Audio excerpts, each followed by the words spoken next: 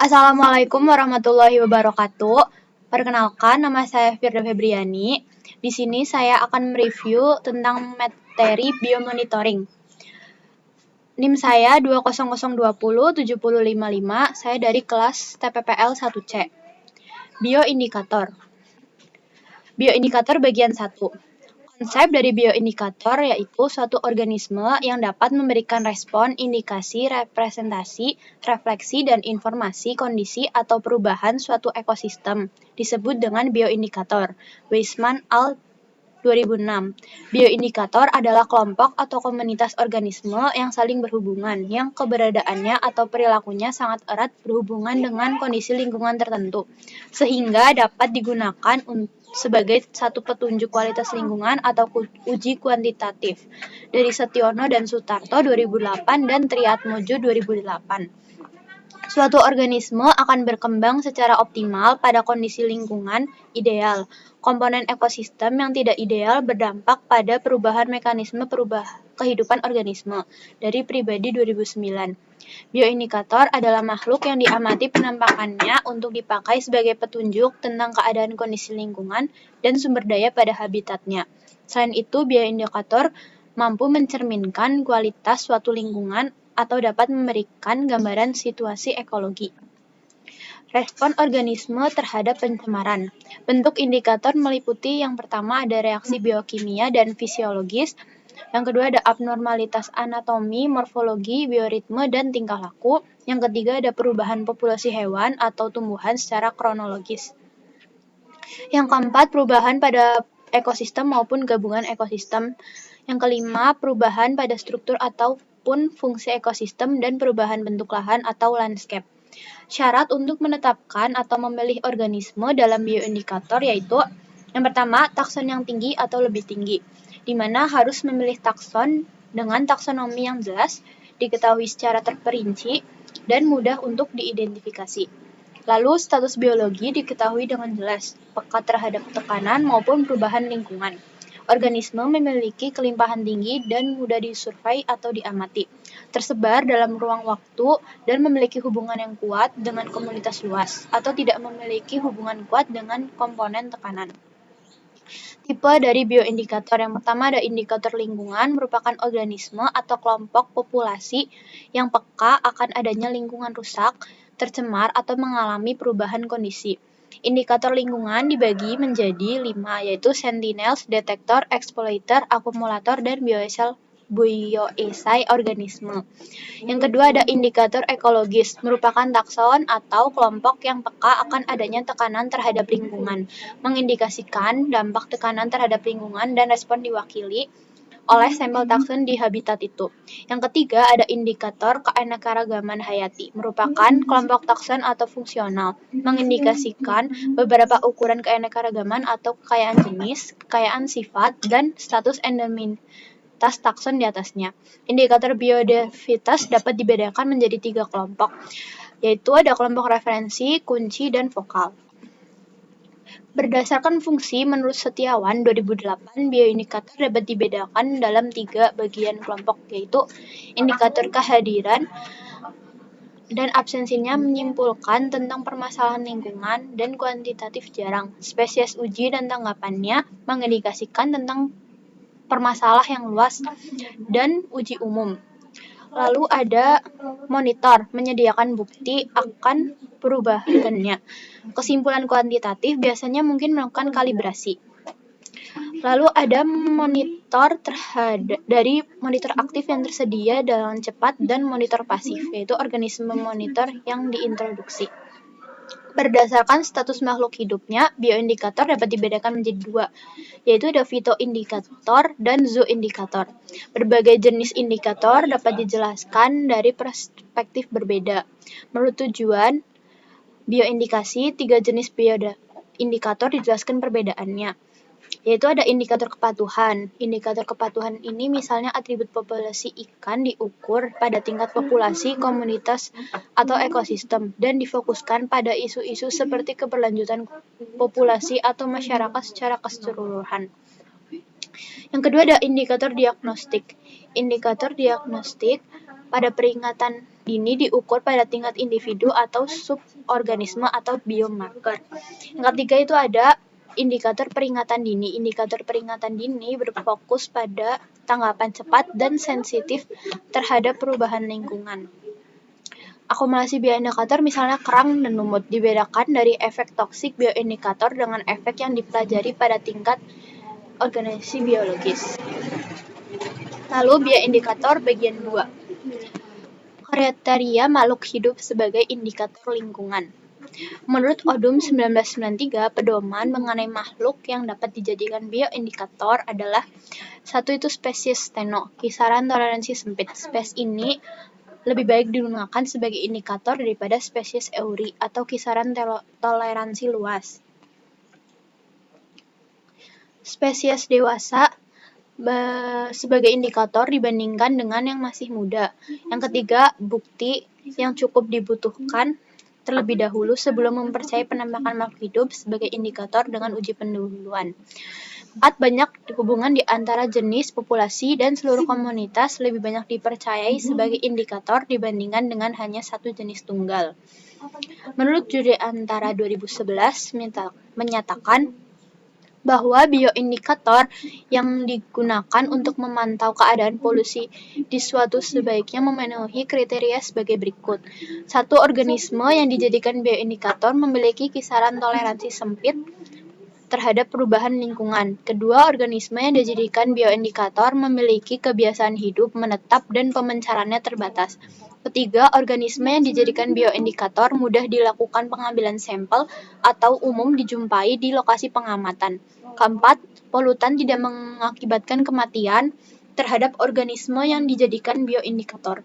Yang kelima, organisme yang dijadikan bioindikator lebih banyak digunakan yang berumur panjang. Ciri-ciri bioindikator yang baik menurut Holt dan Moore, 2010. Yang pertama, kemampuan indikator yang baik memberikan respon baik, tanggapan menyeluruh, tanggap secara proporsional. Yang kedua, berlimpah dan umum. Yang ketiga, dapat dipelajari dengan baik. Yang keempat, secara ekonomi, spesies itu sudah dipakai untuk kepentingan lain. Kriteria yang digunakan untuk mengevaluasi bioindikator. Yang pertama ada merespon gangguan pada skala yang ada. Yang kedua, mobilitas terbatas. Yang ketiga, sensitif terhadap fragmentasi. Yang keempat, respon adanya gangguan. Yang kelima, variabilitas respon rendah. Yang keenam, pengetahuan tentang sejarah. Yang ketujuh, taksonomi yang jelas. Yang kedelapan, spesialis food habitat. Yang kesembilan, kompatibilitas internasional. Yang kesepuluh, persyaratan data rendah. Yang kesebelas, keterampilan yang dibutuhkan rendah. Yang kedua belas, biaya rendah. Kelebihan bioindikator dibandingkan dengan teknik lainnya. Yang pertama, dengan teknik umum. Bioindikator menambahkan komponen temporal sesuai rentang kehidupan suatu organisme masa lalu atau masa depan. Yang kedua, ada manfaat dari bioindikator. Bioindikator dapat digunakan pada berbagai skala dan sebagai evaluasi kesehatan pada ekosistem tertentu. Yang pertama, ada sensitivitas bioindikator sebagai sinyal peringatan. Yang kedua, bioindikator dapat memberikan informasi kelanjutan dan tidak berkelanjutan secara biologis. Yang ketiga, ada kerugian dari bioindikator, yaitu tidak dapat membedakan variabilitas alami dari perubahan karena manusia. Yang kedua, kemampuan bioindikator bergantung pada skala. Yang ketiga, spesies bioindikator memiliki persyaratan habitat yang berbeda di tiap ekosistem. Urgensi mempelajari bioindikator. Tujuan utamanya yaitu menguasai konsep dasar dan definisi di bidang ekologi. Yang kedua, menguasai terminologi di bidang ekologi dan pengetahuan tentang fungsi ekosistem. Bioindikator kualitas air. Bioindikator kualitas air bagian 1. Sistem perairan mengandung sekitar 10% spesies fauna di bumi dan selama ini memberikan jasa lingkungan bagi kehidupan manusia. Namun, berbagai aktivitas manusia telah mempengaruhi sumber daya air secara struktural dan fungsional, sehingga mengurangi kemungkinan penggunaannya. Juliantara 2011 mengelompokkan spesies indikator dalam 5 kelompok, yaitu 1. Sentinel, yang artinya makhluk hidup sensitif sangat tinggi terhadap polutan. Yang kedua, detektor, yaitu makhluk hidup penghuni asli habitat mengindikasikan perubahan terukur. Yang ketiga ada eksploitor, yaitu makhluk hidup yang keberadaannya menunjukkan gangguan lingkungan dan jumlah banyak. Yang keempat, akumulator, yaitu makhluk hidup yang mengambil dan mengakumulasi bahan kimia dalam jumlah yang dapat diukur. Yang kelima, organisme bioesai, yaitu makhluk hidup terpilih yang digunakan untuk mendeteksi adanya polutan di laboratorium. Macam-macam dari kelas air. Yang pertama, kelas air ada 1. Kelas air 1 adalah air bersifat bersih, tak berbau, dan dapat digunakan sebagai air minum pasca pemurnian sederhana. Bioindikator air kelas 1 itu ada ikan lenox, udang, stonefly, planaria, dan freshwater crayfish. Yang kedua ada air kelas 2 adalah dapat digunakan sebagai air minum pasca proses tertentu, mandi, dan berenang. Bioindikator air kelas 2 yaitu keong hitam, caddisfly larva, kalajengking air, larva capung, angga panggang, dan kutu busuk air. Yang ketiga, air kelas 3 adalah air lumpur warna coklat kekuning-kuningan. Bioindikator kelas 3 yaitu freshwater snail, lintah, keong, shellfish, anggang-anggang, dan kutu busuk air. Yang keempat, air kelas 4 air yang tercemar serius dan jika berenang dapat menyebabkan gangguan atau penyakit kulit. Bioindikator kelas 4 yaitu tubifax, larva kupu-kupu, midge, dan lintah. Yang kelima ada air kelas 5 adalah air yang sangat tercemar sehingga tidak ada organisme yang dapat hidup. Plankton. Pengertian, plankton dapat digunakan sebagai indikator pencemar air karena plankton sangat sensitif terhadap perubahan alam. Mereka menjadi penanda terbaik kualitas air dan khususnya kondisi danau. Plankton juga memainkan peran penting dalam masalah organik perburukan biologis. Tetapi jika populasi plankton terlalu besar, ini menciptakan masalah lain dalam mengelola badan air. Jenis-jenis plankton itu ada fitoplankton. Fitoplankton juga dikenal dengan mikroalga. Mirip dengan tanaman terestrial karena mengandung klorofil yang membutuhkan cahaya matahari untuk hidup dan berkembang. Lalu ada zooplankton, di mana zooplankton adalah hewan mikroskopis yang hidup di dekat permukaan tubuh air. Mereka memakan fitoplankton, bakteri plankton, atau destirus yaitu salju laut. Zooplankton merupakan sumber makanan penting untuk ikan. C. Perifton. Komunitas perifton adalah lapisan berlendir yang melekat pada batuan dan substrat stabil lainnya yang terdiri dari aliran dasar. Dari Gray 2013. Perifton adalah jenis agregat mikroba, biasanya terdiri dari alga, bakteri, mikro, dan mesoorganisme, serta materi organik yang masuk dan menyebar dalam air sedimen, khususnya pada permukaan sedimen, batuan, tanaman, dan partikel tersuspensi dalam ekosistem akuatik. Dari Sun et al. 2018. Perifton mirip lapisan lendir di perairan yang berwarna coklat atau hijau. Perifton sangat penting untuk fungsi ekosistem, tetapi dalam keadaan tertentu dapat berproliferasi, menyebabkan masalah pengelolaan sumber daya air, seperti menurunkan nilai estetika, rekreasi, dan keanekaragaman hayati. Proliferasi juga bisa mencemari air menjadi racun bagi hewan. Lalu ada bioindikator kualitas air bagian 2. D. Makroinvertebrata. Makroinvertebrata merupakan hewan yang tidak bertulang belakang yang dapat dilihat dengan mata telanjang. Makroinvertebrata air dapat memberikan kondisi fisik, kimia, dan biologi pada suatu perairan. Sifat-sifat dari makroinvertebrata air. Yang pertama ada sensitif terhadap perubahan kualitas air. Yang kedua ditemukan hampir di semua perairan. Yang ketiga terdiri atas banyak jenis serta merespon berbeda pada gangguan yang berbeda pula. Yang keempat bergerak secara terbatas. Yang kelima mengakumulasi racun pada tubuhnya. Yang keenam mudah dikumpulkan dan diidentifikasi hingga tingkat famili. Hal-hal yang harus diperhatikan dalam menggunakan makroinvertebrata. Yang pertama, kehadirannya sangat dipengaruhi oleh musim, sehingga pengambilan sampel harus dilakukan setiap musim. Yang kedua, makroinvertebrata hanya merespon pengaruh perubahan kondisi lingkungan tertentu. Yang ketiga, kondisi fisik dan kimia perairan seperti kecepatan air, substrat dasar sungai, keberadaan pusaran, turbulensi, genangan air, lebar sungai, kemiringan, tutupan vegetasi pada tepi sungai, kandungan unsur hara, dan konsentrasi oksigen terlarut dapat mempengaruhi makroinvertebrata. Di sini ada gambar dari larva Trichoptera. Mempelajari keanekaragaman makrozobentos merupakan salah satu cara paling efektif dan murah untuk memperkirakan kualitas ekologis perairan. Makrobentos. Bentos adalah hewan yang sebagian besar siklus hidupnya di substrat dasar perairan. Bagian permukaannya itu ada epifauna di dalam sedimen dasar infauna. Menurut Sinaga 2009, berdasarkan tingkat toleransi pada pencemaran, bentos digolongkan di dalam yang pertama ada jenis tahan bahan pencemar, misalnya cacing tubifax, masculium sp, dan Basidium sp. Yang kedua jenis lebih bersih, misalnya siput senang, arus, lalu bryozoa, crustacea, serta serangga perairan. 3. Jenis Hanamasi senang bersih, misalnya siput Vivinatidae dan Amincolidae, serta beberapa jenis serangga dalam fase larva dan nimfa. Makrofita atau tumbuhan air. Makrofita air membentuk komunitas penting dalam ekosistem perairan karena dalam banyak mereka adalah produsen utama untuk menghasilkan biomasa yang tinggi dan mereka terhadap keanekaragaman hayati. Jadi, makroinvertebrata dapat memperoleh nutrisi dari sedimen serta langsung dari air itu sendiri. Akibatnya, ketersediaan nutrisi sedimen dapat membatasi pertumbuhan distribusi makrofita. Contoh metode penelitian berdasar Water Framework Directive atau WFD. Digunakan kebanyakan di negara Uni Eropa yang merupakan dokumen kunci yang menetapkan aturan untuk konservasi permukaan daratan tradisional pesisir dan perairan bawah tanah. Banyak metode makrofit digunakan untuk menilai status trofik badan air di Eropa. MI danau, lalu ada TIM itu untuk sungai di Jerman, MTR sungai itu di Inggris, IBMR sungai di Prancis, ESMI danau, dan MRI sungai di Polandia.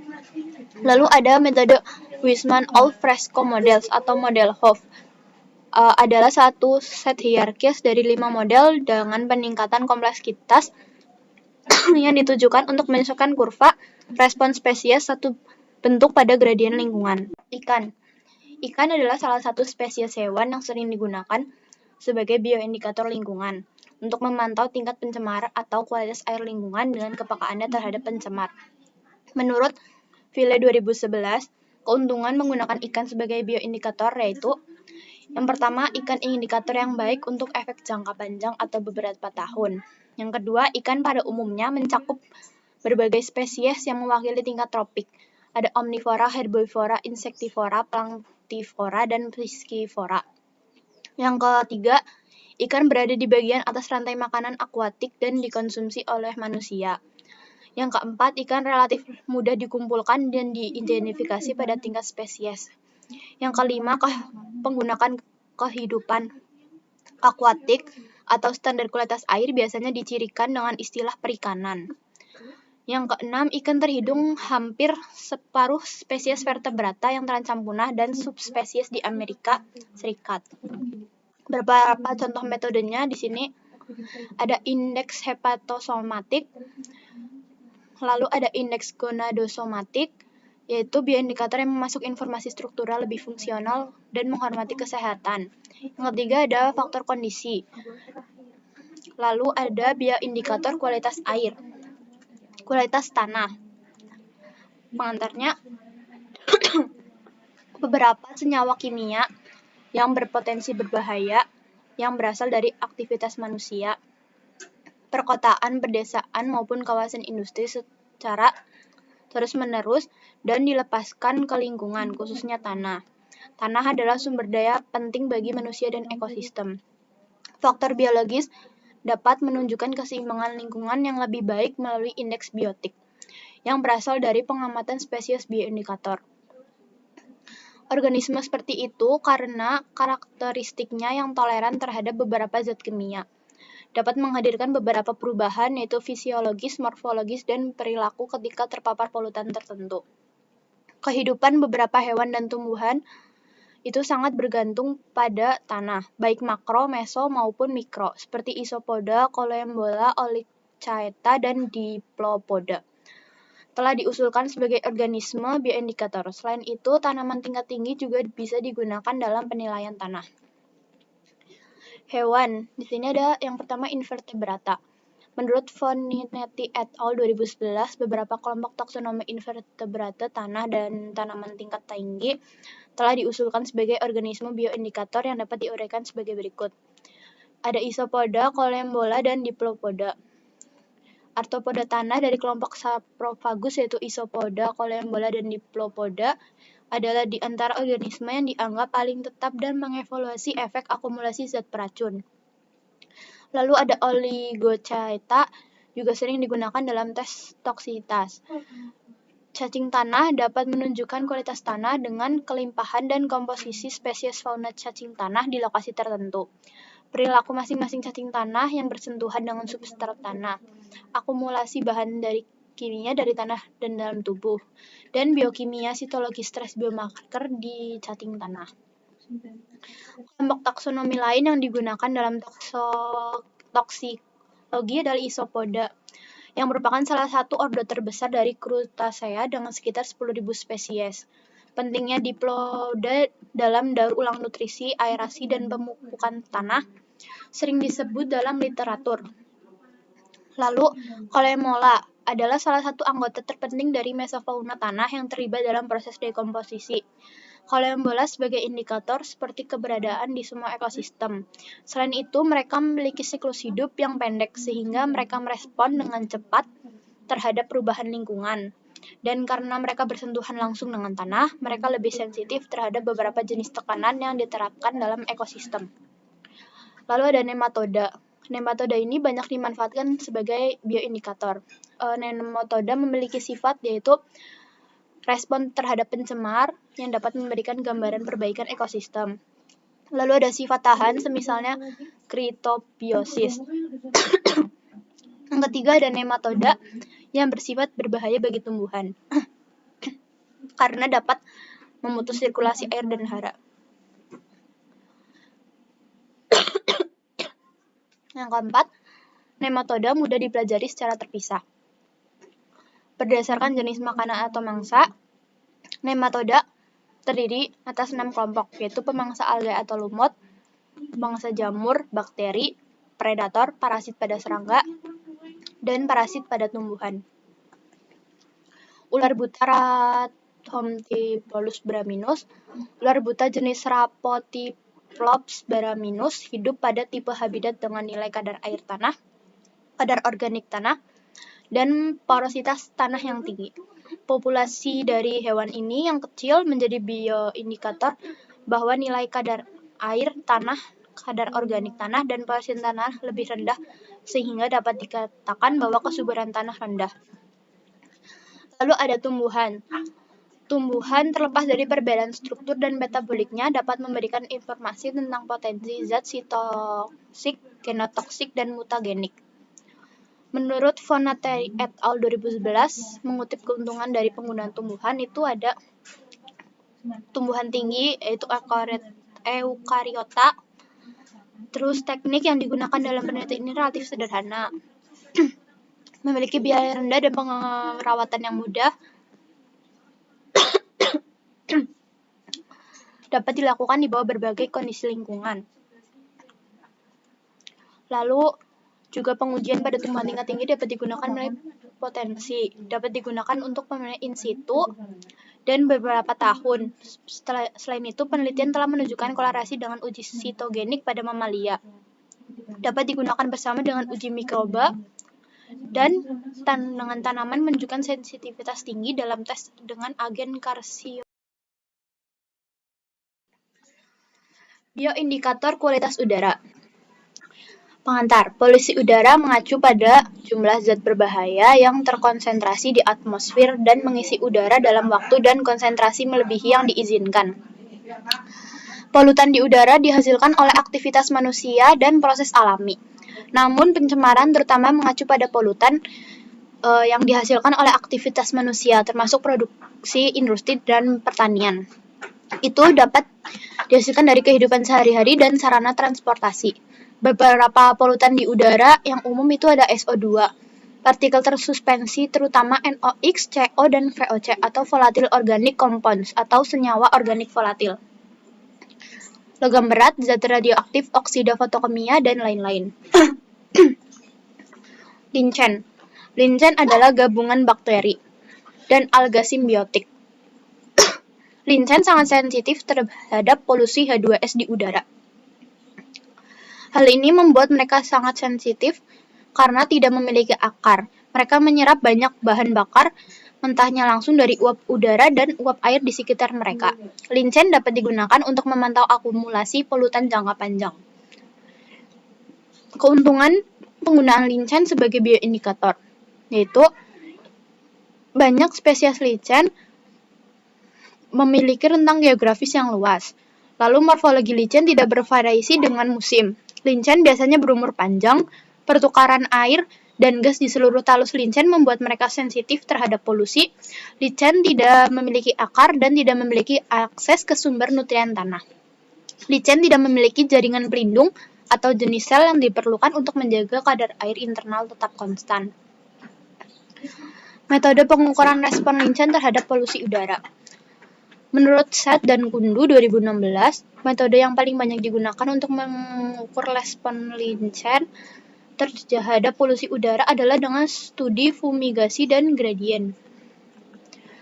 Studi gradien lebih jauh dapat diklasifikasikan beberapa tahap, yaitu dengan memetakan semua spesies yang ada di suatu area.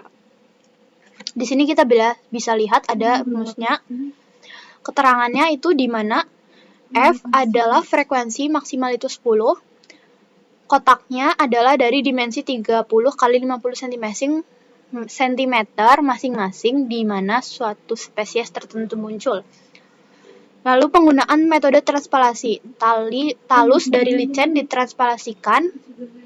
Metode ini dalam studi bioakumulasi untuk mempelajari penyerapan, retensi, lokalisasi, dan pelepasan, toleransi, dan toksitas polutan. Lalu ada studi fumigasi. Studi fumigasi sering dilakukan untuk mengetahui paparan polutan secara spesifik di bawah lingkungan yang kondisinya terkendali.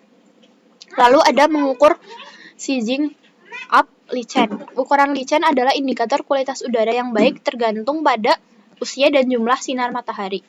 Di sini kita bisa lihat ada tabel ukuran licen dengan kualitas udara. 3. Licen sebagai bioindikator pencemaran logam. Licen dianggap sebagai biomonitor yang paling andal menurut karakteristik fisiologis, morfologi, dan anatomi spesifik mereka. Sangat penting untuk melakukan penilaian suatu daerah yang seharusnya memiliki cukup spesies licen untuk memantau polusi udara dari ASIF 2018. Bryophyta. Bryophyta adalah tumbuhan yang tidak memiliki sistem vaskular dan sederhana maupun morfologi maupun anatomis. Ada 2 kategori bryophyta sebagai respon terhadap polusi, yaitu yang sangat sensitif terhadap polusi dan menunjukkan gejala-gejala cedera yang terlihat bahkan di hadapan sejumlah kecil polutan. Lalu memiliki kapasitas untuk menyerap dan menyimpan polutan dan dalam jumlah yang jauh lebih tinggi daripada yang diserap oleh kelompok tanaman lain. Metode yang digunakan yaitu ada metode pemantauan. Untuk memantau polusi udara secara keseluruhan, Bryophyta-epid, beberapa metode telah dikembangkan dalam studi in situ, yaitu dengan metode survei. Metode ini dilakukan dengan menilai gradien, kelimpahan atau kelimpahan individu atau spesies. Lalu ada metode transplantasi. Spesies Bryophyta ditransplantasikan secara in situ bersama dengan substrat asal. Transplantasi dapat dilakukan dengan mengikuti 3 cara. Di sini ada transplantasi tanah, yaitu Bryophyta ditumbuhkan di dalam petak-petak kecil. Lalu dengan metode kantung moss, kantung kain dengan ukuran 20 x 20 cm disiapkan dengan jumlah Bryophyta yang sama. Lalu ada bryometer. Ini berupa kotak tempat Bryophyta ditanam di ruangan lembab dengan substrat asli. Lalu metode phytozoological secara langsung berkaitan dengan perubahan tingkat kualitas udara yang ditunjukkan dalam indeks IAP. Menurut Govindapin et al. 2010, nilai IAP dapat ditentukan dengan menggunakan rumus berikut. Di sini keterangannya, N itu adalah jumlah total dari kehadiran spesies di suatu tempat, F frekuensi penutupan spesies di suatu tempat, Q faktor resisten, dan D adalah metode eksofisiologis. Metode ini, briofita terpapar pada konsentrasi polutan yang sudah diketahui sebelumnya. Pteridophyta. Pteridophyta merupakan kelompok paku-pakuan, adalah indikator positif dan integritas hutan. Kelompok tumbuhan ini ada di mana-mana dan memiliki kombinasi atribut keuntungan untuk studi bioindikator. Berikut ini contoh pemilihan dan sampling lapangan mengacu pada Bergeon dan Perlin 2014. Di sini kita bisa lihat contoh-contoh pengambilannya dari metode Pteridophyta. Tumbuhan tingkat tinggi. Respon tumbuhan. Tumbuhan tidak dapat memilih dan memindahkan tempat tinggal mereka seperti hewan. Lalu, setiap kali komponen lingkungan seperti suhu, kadar air tanah, nutrisi, dan polutan udara melebihi kisaran adaptasi atau menjadi terbatas, tanaman mengembangkan gejala atau pertumbuhan yang abnormal. Yang kedua, pengamatan kerusakan tumbuhan. Menurut Singh et al. 1991, Nugratani dan Prasetyawati 2010, pengamatan kerusakan tumbuhan dapat dilakukan melalui pengamatan langsung atau visual terhadap gejala nekrotik atau gejala kematian dari daun serta organ lain pada tumbuhan. Dengan cara yang pertama, pengukuran air atau apti pada tumbuhan. Salah satu yang diukur yaitu dengan cara mengukur berbagai variabel pada daun, yaitu jumlah klorofil, pH, kadar air relatif, dan asam ascorbat. Yang B, memperkirakan pencemaran menurut kandungan zat beracun oleh tanaman itu. Daun adalah organ utama untuk menyerap polutan atmosfer. Oleh karena itu, penentuan kandungan daun polutan dapat menjelaskan kontaminasi di daerah tersebut. Yang C, analisis oleh trering atau lingkar pohon. Lingkar pohon dapat mencerminkan sejarah polusi beberapa tahun. D, metode pemantauan lainnya. Perubahan fotosintesis dan indeks fisiologis lainnya dari tanaman mencerminkan perubahan lingkungan atmosfer, seperti penentuan fotosintesis tumbuhan yang menghasilkan kapasitas organisme kandungan klorofil A.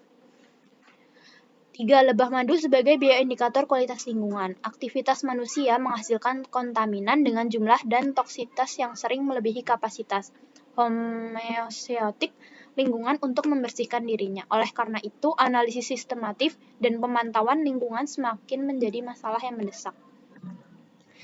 Sekian yang dapat saya sampaikan, kurang dan lebihnya mohon maaf. Terima kasih atas waktunya. Wassalamualaikum warahmatullahi wabarakatuh.